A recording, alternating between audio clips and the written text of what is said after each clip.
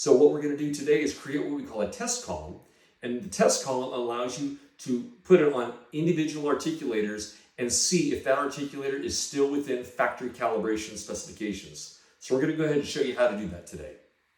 First off, the materials you're going to need are the test column itself, what we call the stone ring, a plastic mounting plate, mixing knife, a mixing bowl. Now I've got some dental stone already put in there that's powdered, and some aquaphor. How we're going to do this is the following. The articulator itself, we want to set the incisal pin exactly at the 0 mark. I'm going to go ahead and open the articulator up 180 degrees and drop the support pin. I'm going to mount, before I mount the test column, I'm going to use a little bit of aquaphor and go ahead and just coat very, very lightly the top of the column. And the reason I'm doing that is it helps the stone, when it's dry, separate from the column without fracturing. So we don't need a lot, just a little coating of it. And then we're going to go ahead and put it on the articulator, like that. From there, we're going to put our stone ring on, and you'll notice there's a little black O-ring around it. That helps to give it some springiness and some resistance. It'll slip fit nicely around. And then I'm going to go ahead and put the magnetic plate on the upper frame of the articulator and lock that in place. From here, I'm going to go ahead and mix it to some dental stone. I like it at maybe about a 3.5 to 1 ratio of dental stone to water to a nice kind of creamy consistency. And we're going to go ahead and put some on the mounting plate, and we're going to fill that stone ring up about 3/4 full. So let's go ahead and get that stone mixed up, and we're going to give it a go from there. What we're going to do now is we're going to add some to the inside of the stone ring itself here. We're going to add it nice and slowly to allow that stone to dissipate and kind of, if you will, spread across the top of that test column. And we're not going to fill this ring all the way up. We're going to fill it about 3/4 full. That looks pretty good about there.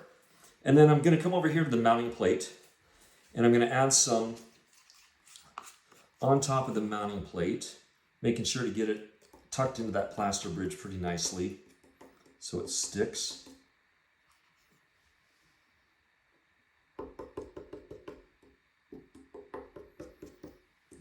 Try to make it where we don't run it off the sides. That looks pretty good. And you'll see I've got a little bit of height to it, but not too much. That looks pretty good. So we're going to go ahead and let these dry.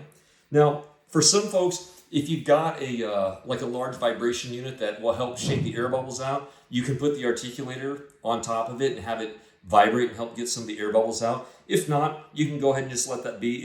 Some of them will come out in the process of drying.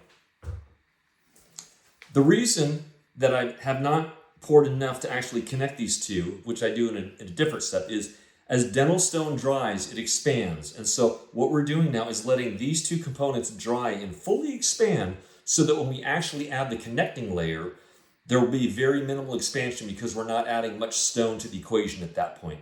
So we're going to go ahead and let this sit for a little bit and let that stone harden, and then come back and we're going to connect the two. Once we've confirmed the stone is dry, both on the mounting plate and down here in the stone ring, we're going to add some connecting stone to go ahead and let us bond the two together. So again, we're going to make some stone in a nice creamy consistency.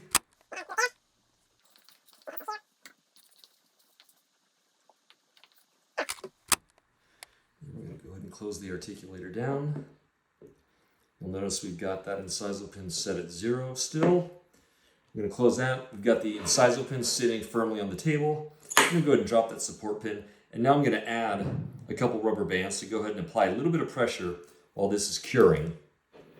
And the reason we want to do this is, notice here we've got a nice little connection. Now I'm going to use my finger here and just clean this up just a little,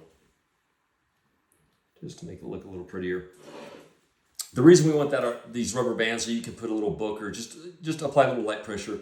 You want this on the articulator while the stone cures, because as it cures, it's going to want to expand and push out. You want to make sure that as this cures, the incisal pin stays down flat on the table so that you don't get any distortion in your test column setting.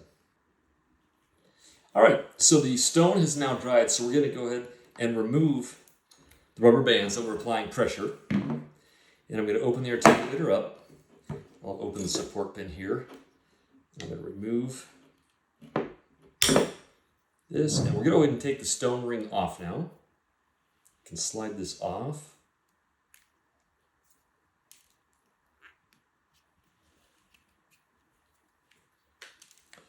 And what we have now, this is our stone split cast key that we can go ahead and store in a drawer along with the test column.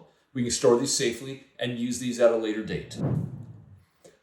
At some future point, whenever we want to, we could then check the calibration on this AD2 articulator by simply installing the test column and that stone key and then closing and seeing if they split cast check correctly. So let's go ahead and give this a try.